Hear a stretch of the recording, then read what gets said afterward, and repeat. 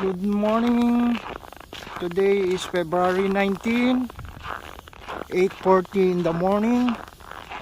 This is the present situation here after a few days of heavy storm in our place in Toronto, Canada. Ayan po.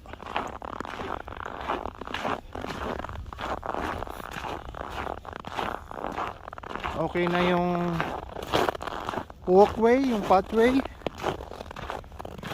Nakakadaan naman na maayos. They put the snow on the sides. Ayan.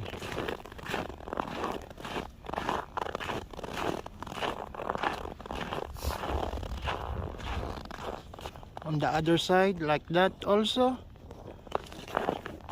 Ay.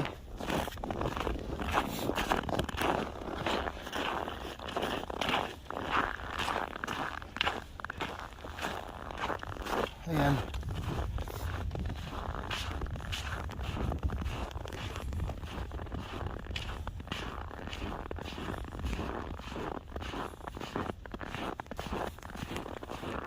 Snow is still on the top of the house.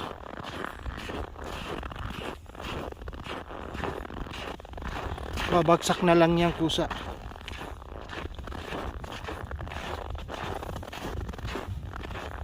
Yan, this one is okay. Nice cleaning. Pathway is okay.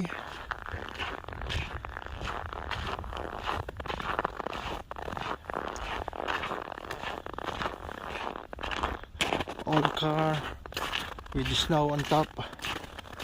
Ayan.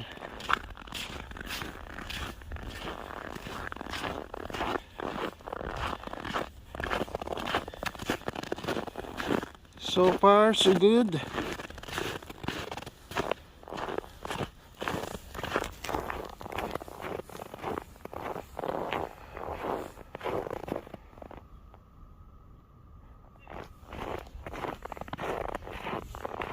The other side.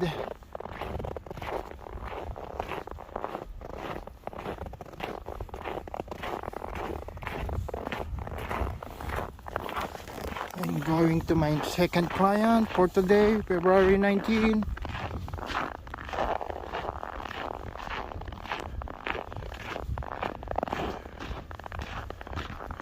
I'm walking around the street. Same routine every day. In spite of snow, it's okay. That's life here in Canada. Need to work and work. That's it. In order to survive, pay the bills, transportation expenses, food, etc. You need to work. There's no free in Canada. Everybody is busy.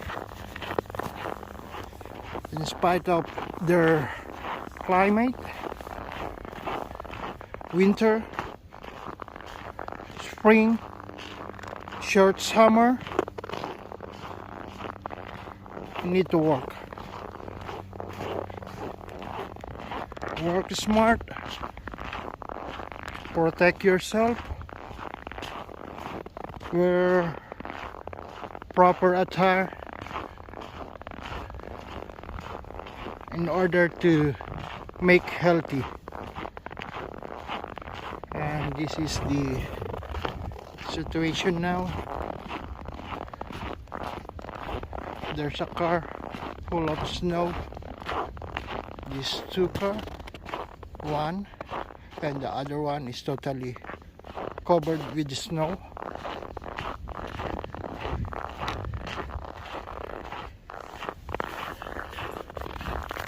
The other side, same thing.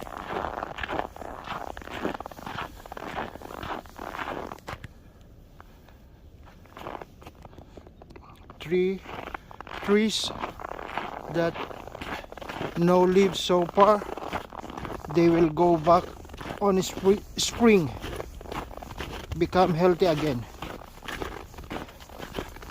The trees are not dead. It's normal here.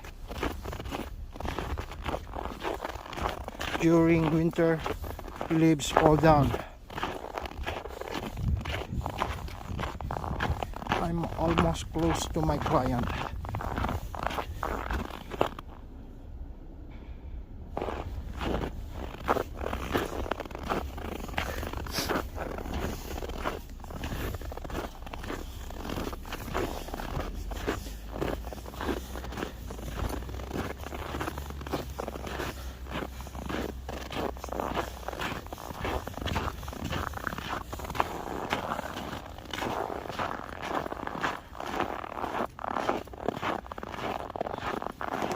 I'm almost near to my second client, so I have to close this video, and thank you for watching. See you on my next vlog.